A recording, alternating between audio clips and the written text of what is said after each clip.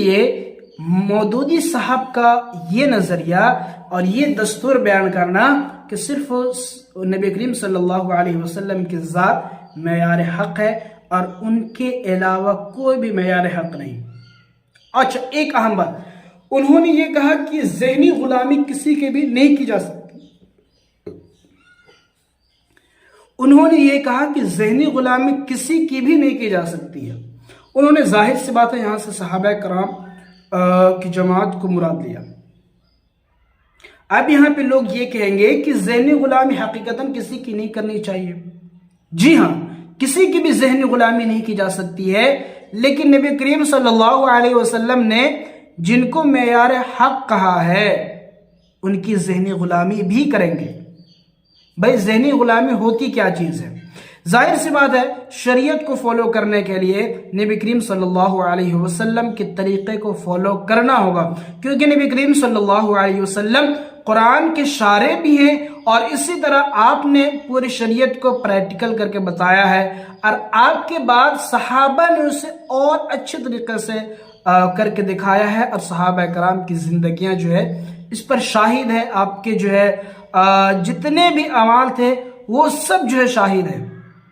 تو اب یہاں پہ سوچنے کی بات ہے کہ اگر صحابہ کرام کی زندگی کو دیکھ کر اگر ان کی زندگی کے مطابق ہم زندگی نہ گزارے تو پھر وہ کسوٹی ہم کیسے پا سکتے ہیں؟ اگر ہمیں جو ہے نبی کریم صلی اللہ علیہ وسلم کا طریقہ پانا ہے تو صحابہ کرام کا طریقہ تو لینا ہی ہوگا،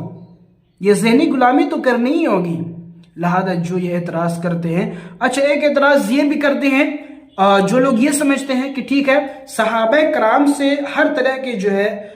ثابت ہے، جیسے کہ مثال کے طور پر کچھ صحابہ کرام نے کچھ عمل کیا اور کچھ صحابہ کرام نے کچھ عمل کیا، اس پر کسی طرح کی بھی نکیر ثابت نہیں ہے، یعنی کہ کسی بھی صحابہ نے نکیر نہیں کیا، تو ہمیں یہ سمجھنا چاہیے کہ صحابہ کرام کی جماعت سے جس طرح جو چیز ثابت ہے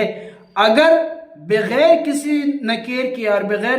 ایک دوسرے کی تنقیص کیے ہوئے ہم فالو کرتے ہیں تو وہی طریقہ جو ہے نبی کریم صلی اللہ علیہ وسلم سے جا کر ملے گا۔ جیسے کہ ائمہ اربعہ میں اختلاف ہے، لیکن اس طرح کا اختلاف نہیں ہے کہ دوسرا غلط ہے یا دوسرے پر ہم نکیر کر سکتے، نہیں، بلکہ ہر ایک کے پاس اپنے دلائل ہے اور وہ صحابہ کرام سے ثابت ہے، صحابہ کے طریقے ہیں۔ جیسے کہ بعض صحابہ کرام سے رفع یدین ثابت ہے، طریقے میں ہے، وہ کرتے تھے، بعض صحابہ کرام نہیں کرتے تھے، اس سے مسئلہ متفرع ہوا، شافعی کے یہاں کچھ ہوا، احناف کے یہاں کچھ ہوا، اور بھی ائمہ کے یہاں کچھ ہوا، تو اس طریقے سے مسئلے نکلے، لیکن کسی ایک کو بھی غلط نہیں کہا جا سکتا ہے، کسی ایک کے اوپر بھی تنقیص نہیں کی جا سکتی ہے، نکیر نہیں کی جا سکتی ہے۔ اس طریقے سے اگر ہم کریں تو بالکل کوئی حرج کی بات نہیں، لیکن اگر یہ کہیں کہ یہ بھی صحیح ہے، یہی صحیح ہے، وہی صحیح ہے، جیسے کہ ہمارے جو ہے یہ غیر کے جو مقلد ہے یہ اسی طرح کرتے ہیں، نہ ان کے پاس سر ہے نہ پیر ہے، اور دھڑا بھی ہے تو بالکل چھوٹا سا ہے، جس کے کارن نہ ہی تو یہ ادھر رہ سکتے ہیں اور نہ ہی ادھر رہ سکتے ہیں۔ لہذا حاصل کلام یہ نکلا کہ جو لوگ بھی صحابہ کرام کو معیار حق نہیں مانتے ہیں، صحابہ کرام کی زندگی کو، صحابہ کرام کے اعمال، افعال، اقوال کو کسوٹی نہیں مانتے ہیں اور ان کو میزان تصور نہیں کرتے ہیں، وہ اپنے آپ کو بالکل بچھڑا ہوا پاتے ہیں اور اپنے آپ کو ایک نئے فرقے میں پاتے ہیں۔ اور آج تک جو صحابہ کرام کو معیار حق مانتے آ رہے ہیں، کسوٹی مانتے آ رہے ہیں، اور جو یہ مانتے آ رہے ہیں کہ صحابہ کے نقش قدم پر چل کر ہی نبی کریم صلی اللہ علیہ وسلم کے نقش قدم کو پہچانا جا سکتا ہے، نبی کی اطاعت کی جا سکتی ہے، اور نبی کی اطاعت کے ذریعے سے ہی اللہ کو اپنایا جا سکتا ہے، اللہ کو خوش کیا جا سکتا ہے، وہی لوگ اہل سنت والجماعت ہیں جو شروع سے آج تک چلے آ رہے ہیں، اور یہی ناجی امت ہے اور ناجی فرقہ ہے۔ اور یہ لوگ جو اپنے آپ کو فلاں یہ معیار حق نہیں، ایک بات آپ ضرور دیکھیں گے، جو صحابہ سے بھی کٹا ہوا ہے وہ کوئی الگ جماعت اپنا جو فیکٹری چلا رہا ہے، چاہے وہ مودودی ہو۔ خیر مودودی کا تو میں نے بتا دیا کہ جو مولانا حسین احمد مدنی نے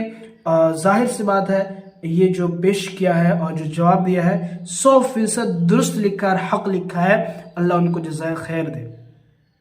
اور جتنے بھی فرقے ہیں غیر مقلد ہے اور بھی جتنے بھی فرقے ہیں سب کا جو توڑ ہے وہیں سے شروع ہوتا ہے کہ صحابہ کو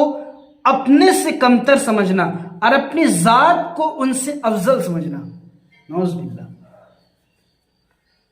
یہ ہوتا ہے انقلاب اور یہ ہے مودودیت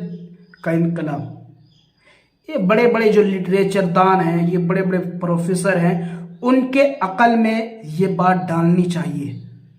کہ مودودی صاحب کیا اس قابل ہیں کہ نبی کے شاگردوں کو نبی کے اصحاب کو پرکھ سکے؟ کوئی بھی نہیں. نو ون. کوئی بھی ایسا نہیں ہے جو صحابہ کرام کی جماعت پر انگلی اٹھا سکے, صحابہ کرام کی جماعت کو عدل کے کٹہرے میں کھڑا سکے, بلکہ کلہم عدول کے تمام صحابہ کرام عدل کی صفت کے ساتھ متصف ہے.